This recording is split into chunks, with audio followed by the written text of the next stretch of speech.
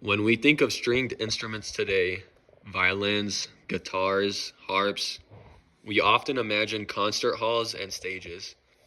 But the first stringed instrument emerged thousands of years ago, and their purpose went far beyond entertainment.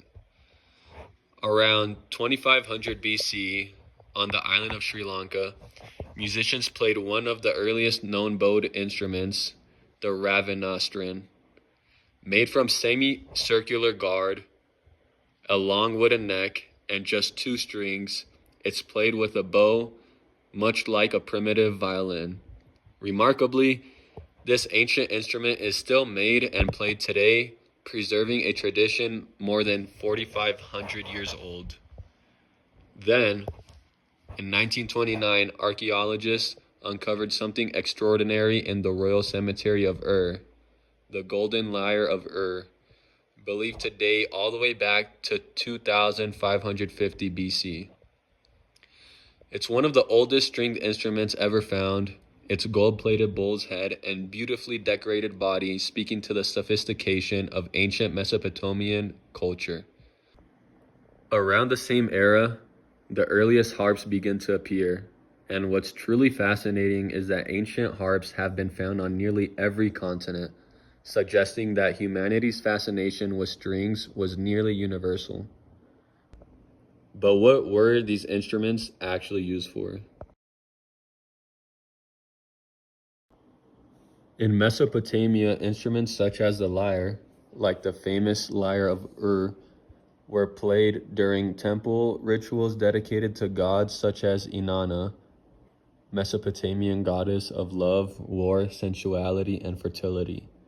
In ancient Egypt, harps accompanied religious festivals, funerary rites, and sacred ceremonies. In India, the veena became a symbol of the goddess Saraswati, Hindu goddess of knowledge, wisdom, music, art, and learning. This instrument represented divine knowledge and art. These weren't just instruments, but a bridge to the spiritual world. Before writing was common, music helped people remember. West African griots used the kora to accompany histories, genealogies, and legends. In ancient Greece, bards recited epic poems like the Iliad and the Odyssey while strumming the lyre or kithara. Strings weren't just music, they were memories. In China, the guqin was more than an instrument. It was a symbol of scholarly refinement and moral character. In medieval Europe, lutes filled noble courts with dance, music, and entertainment. To play a stringed instrument was to show status, culture, and education. Even though drums and horns were more common for signaling, some stringed instruments served practical roles too. In parts of Africa, musical bows carried sound across long distances during hunting, and in Mongolian nomadic culture, the morin kur, or also known as the horsehead fiddle, could imitate animal calls to communicate during herding. Central Asian shamans used bowed or plucked strings during trance rituals. The ancient Greeks also believed that the lyre had healing power, tied to Apollo, the god of music and medicine. For many cultures, strings soothe both the body and the spirit.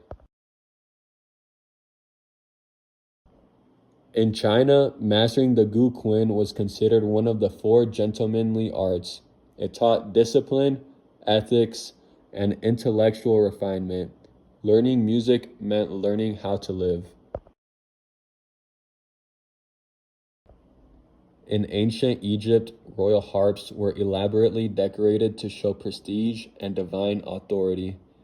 And in early Israelite tradition, psalms were accompanied by lyres, a symbol of cultural identity and religious heritage. Music communicated power as much as emotion. From the gourd-bodied ravanastran of Sri Lanka to the golden lyre of ancient Mesopotamia, to the harps and stringed instruments found across the world. Stringed instruments were far more than early attempts at music. They were tools of ritual, storytelling, healing, communication, education, and political expression. They carried culture, memory, identity, and the human desire to connect across time, across space, and across generations. In many ways, when we pick up a stringed instrument today, we're touching the same ancient thread that humanity first plucked more than 4,000 years ago.